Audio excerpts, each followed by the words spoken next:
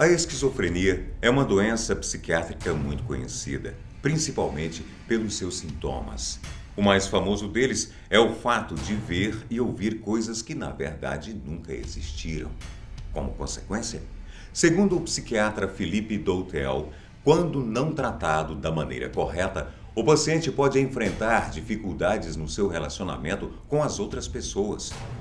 No filme Uma Mente Brilhante, vemos a história de uma pessoa dotada de inteligência e potencial e a sua experiência com os males dessa doença, John Nash, interpretado pelo ator Russell Crowe, indicado ao Oscar. Seu caso, verídico, ganhou ainda maior notoriedade pelo fato do personagem central ser um dos grandes matemáticos do século XX. Mas afinal, o que acontece dentro da mente de um esquizofrênico? Essa é a pergunta de hoje no Fatos Responde. Você é bem-vindo.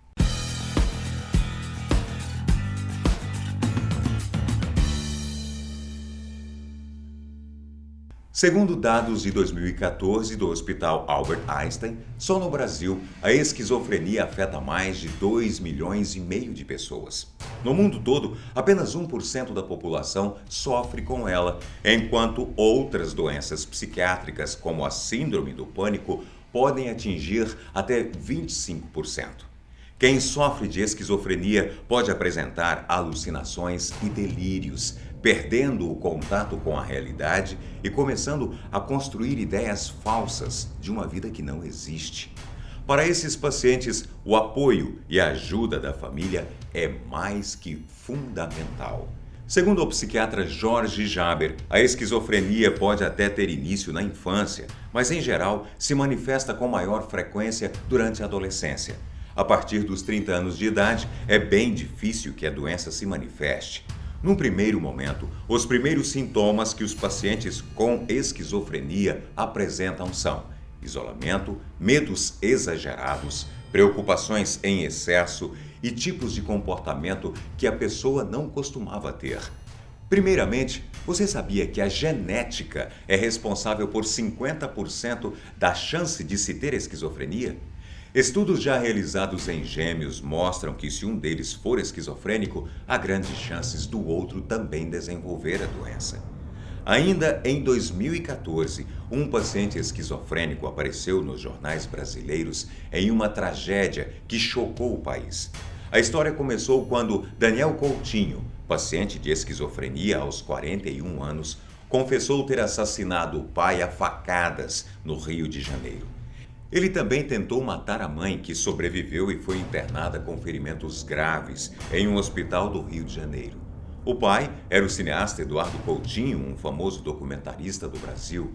Relatos de vizinhos contam que após o ato, Daniel bateu na porta dos moradores ao lado, desesperado e todo sujo de sangue, alegando ter tentado libertar os pais.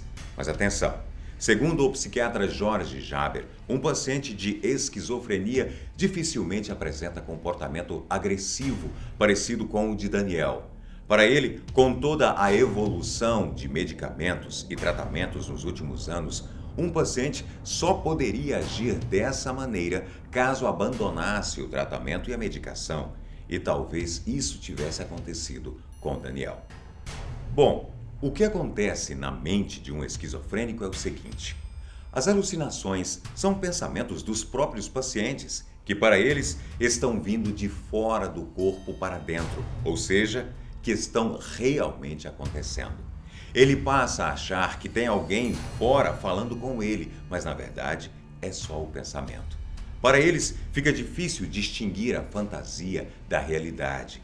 Segundo o psiquiatra Leonardo Palmeira, achar que estão sendo perseguidos é um dos motivos pelos quais grande parte dos pacientes não buscam o devido tratamento.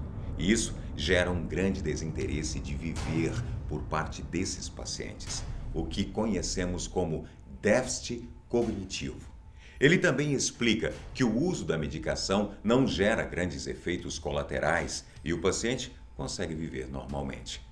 Essa história aqui é bastante bonita.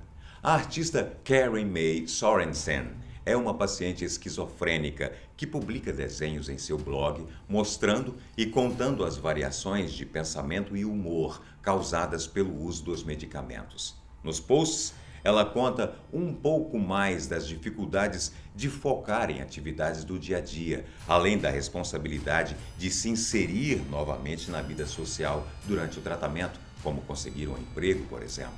Ela é a prova de que, sim, é possível viver e levar uma vida normal com esquizofrenia.